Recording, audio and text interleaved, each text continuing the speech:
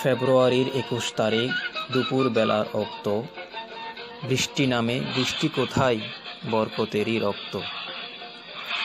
১৯৫২ সালের ২১শে ফেব্রুয়ারি, আজ থেকে ৬৫ বছর পূর্বে ঠিক এই দিনেই সারা বিশ্বের ইতিহাসে যুক্ত হলো এক রক্তিম ঘটনা, যা হলো বাঙালি জাতির ভাষা আন্দোলন। আমরা বাঙালি, বাংলা আমাদের মাতৃভাষা। কিন্তু যখন কিছু শকুনরূপী মানুষ কেড়ে নিতে চায় আমাদের মায়ের ভাষা, ঠিক তখনই ক্ষেপে ওঠে আমাদের বাংলার দামাল ছেলেরা। তাদের বুকের তাজা রক্তে রঞ্জিত হয় ঢাকার রাজপথ। ১৯৪৭ সাল, যখন দ্বিজাতি তত্ত্বের ভিত্তিতে ভাগ হলো অখণ্ড ভারত, জন্ম নেয় ভারত পাকিস্তান নামে দুটি রাষ্ট্র, ঘটল ইতিহাসের বৃহত্তম দেশান্তর। পাকিস্তান দুটি খণ্ডে বিভক্ত ছিল, পূর্ব পাকিস্তান আর পশ্চিম পাকিস্তান।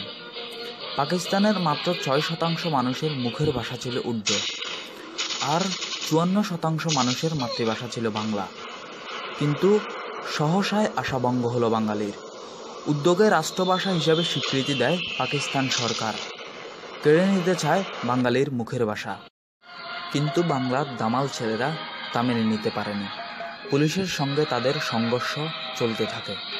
আর অন্যদিকে ছাত্রদের মিছিলে গুলিবর্ষণের ঘটনা চারদিকে ছড়িয়ে পড়লে হাজার হাজার সাধারণ জনতা এসে জড়ো হতে থাকে ঢাকা মেডিকেল কলেজের ক্যাম্পাসে।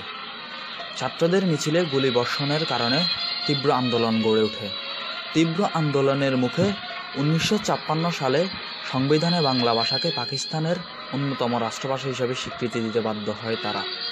পৃথিবীতে বাঙালি একমাত্র জাতি যারা জীবন দিয়েছে মাতৃভাষার দাবিতে।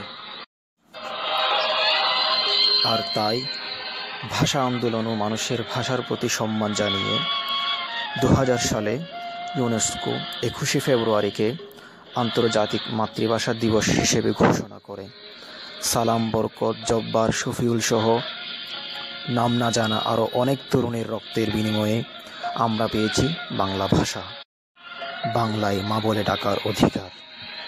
সেই সব ভাষা শহীদদের প্রতি রইল আমাদের বিনম্র শ্রদ্ধা। আমার ভাইয়ের রক্তে রাঙানো ২১শে ফেব্রুয়ারি, আমি কি ভুলিতে পারি।